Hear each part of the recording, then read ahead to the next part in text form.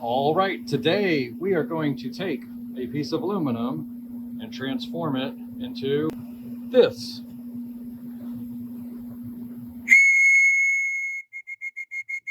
right, so we're gonna make a simple whistle. Okay, I've got some 1/2 inch solid aluminum bar stock. I've got it set up in my horizontal bandsaw, and we're gonna pretend that there's actually a blade here and that that's not it broken in half on the ground. And we're gonna set this up. We're gonna make sure that it's secure in the vise and the clamps, and then we'll let it go down and we will let it cut off.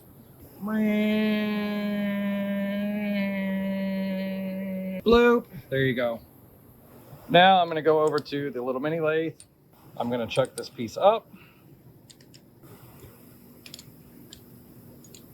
This is really hard to do with one hand. Always make sure that you tighten it in 3 places. The first thing you're going to want to do is make sure you have the correct tool in. You're going to run this in. All right, several minutes later, you're going to touch off on the face. You'll back out, and then you're just going to go a smidge, and you're going to gently face it. There we go. Now I'm going to go ahead and round this edge over, and this will be the back side. I've got my tooling changed. I'll turn the lathe on. Make sure you don't smack the tool rest or the tool into the chuck.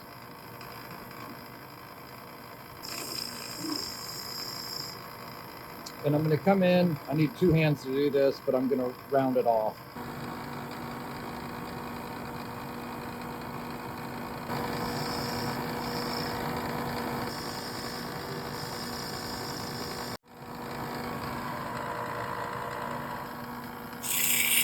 Be very careful when you're standing like this. It's a lot safer to keep your hand away instead of doing what I'm doing.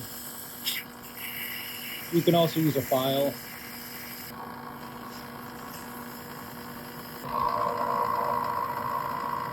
Okay, I've got my facing bit set up again. Make sure you're wearing safety glasses. Also make sure that that bit is set at the center of the workpiece so that it cuts correctly.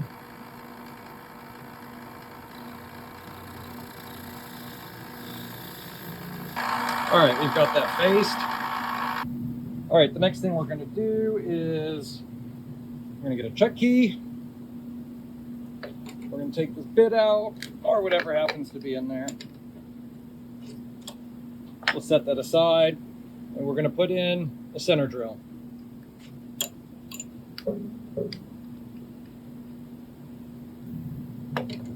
All right, got that nice and tight.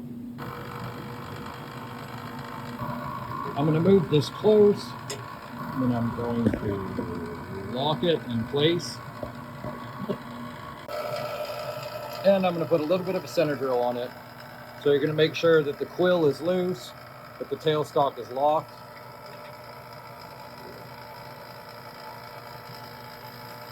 And this just ensures that our bit will track correctly. You don't have to go too deep, just like that.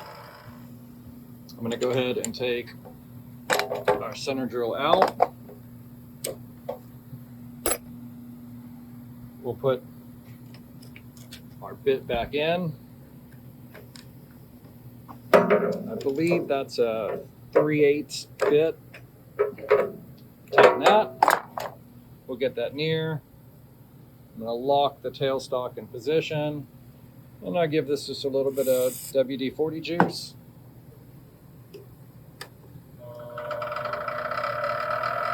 And we'll proceed.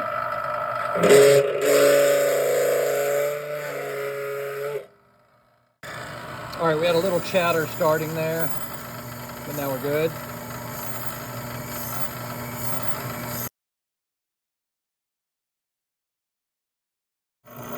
Okay, so I want to show you a couple of things. The deeper I go, the more I need to back the drill bit out and make sure that it's clear. You can see it's got some heat in it. And then the other really important thing is there is a measurement bar on here, and you don't want to overextend the tailstock. I see students do this all the time, and it really shouldn't happen. So pay attention. This thing can only go out this much, right? So we don't want to go all the way out and drop it. So what I would suggest is go in maybe to 2 inches. Then I'm going to back it all the way out. I'll loosen it, and then I'll go back in, tighten it, and then I'll continue drilling. The deeper you drill, the more often you have to take the bit out and clear it, because those shavings can't escape, and they're going to get welded in place, and you're going to get the drill bit stuck. So what I'm going to do every 20 seconds is pull the drill bit out. I'll go back in, I'll lock it.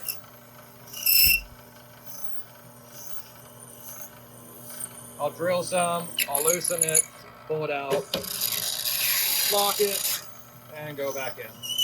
You can see I have this marked with tape.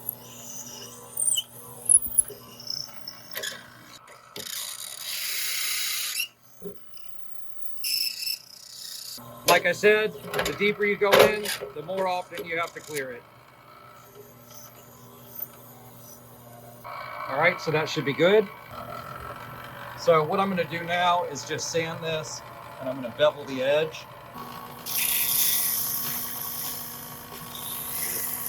If you have to, you can just take the tailstock off. I'm going to go ahead and change that bit out. All right, so I've got my bit changed back out.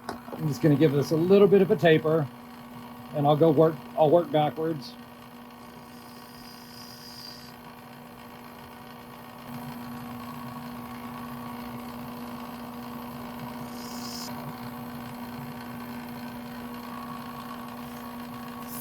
Go ahead and sand that.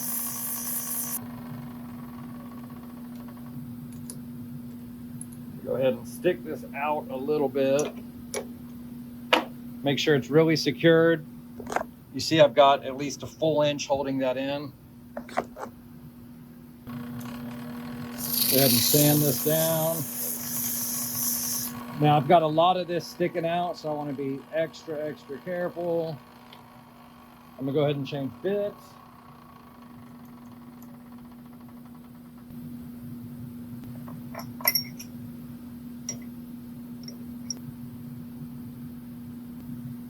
I want to make sure that I don't smack that into the chuck.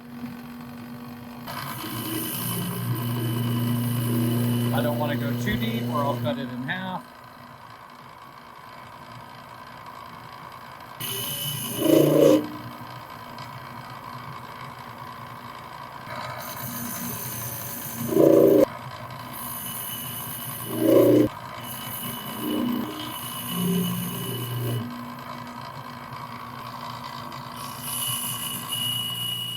Just put some finishing touches on it. Okay, so I've gone ahead and done some of the work already, but you see I put my turning bit back in and I'm working backwards and just turning that out. And then I'm gonna just slowly see when it gets to that size. So you're gonna wanna use a set of dial calipers, and I'll come back when I have this ready to cut.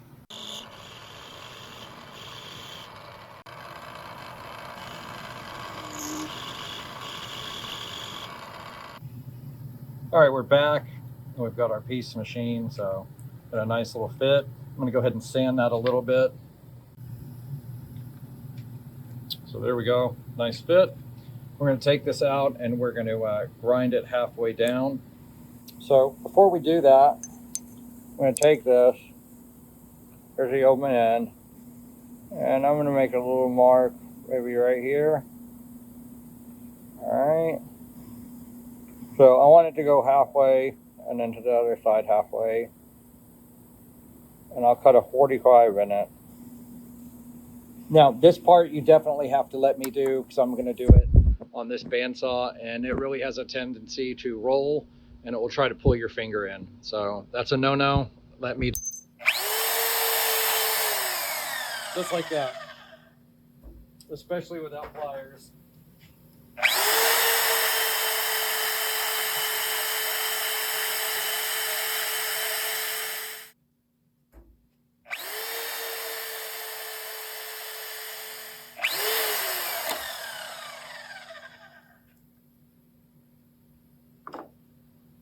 right, so that's what we're looking for. The other way that we could do this that would be a lot more attractive is to set the mill with a 45-degree bit and just run a chamfer through it.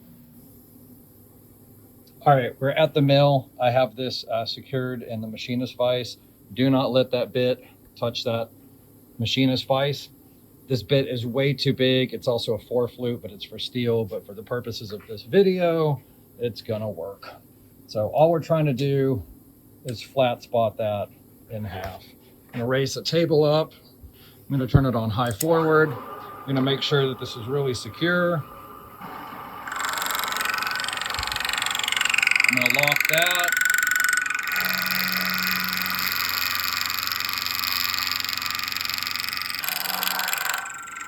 So you can see how much is done. I might go a little bit more. I'll take that out. We're at the sander, and I'm just gonna put a little bit of a bevel on there.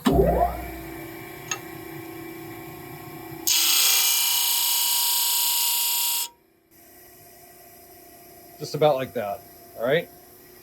I'm gonna cut that off in the bandsaw. I'll stick the piece in and super glue it.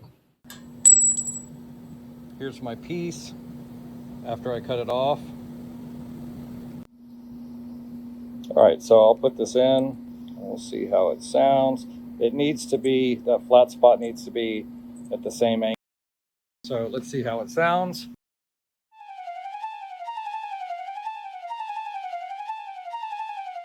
Psych. All right, here's how it sounds.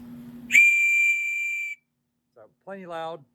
We could go ahead and polish this if we wanted to, so I'll probably do that in a second. And I'm just gonna super glue this in, and then I will grind that off by hand. Make sure you're using the correct compound. Remember, this thing really likes to pull them away from your hand, so be careful. If you sand this with 320 and then wet sand it with 800 first, your life will be way better. It'll polish out a lot nicer. This is a little addendum, but I've got this wrapped in cloth, trying not to mar it, and I've got it in the vise. And I'm gonna try to drill a hole through the closed end so that I can put a lanyard on it, and then that will pretty much complete it. So there's our hole. Now I've gone to a bigger bit, and I'm just gonna barely put that in where it will bevel it, and I'll do that on the other side. See that bevel right there, both sides. I've got that little piece sticking out, so I'm gonna go ahead and take care of that. I'll sand that off by hand. All right, here we are with the finished product. We've got our nice little detail lines there. We rounded the end over. We got our piece cut. We've got the reed super glued inside, and then we've got our through hole, and then we beveled both ends. So if you want a 100, yours should look exactly like this. You can do, different designs here. If you want to knurl it, that would be nice also. So you can ask me what knurling is, and then make sure it's polished and that it's functional. All right, thanks for watching. Have a good one.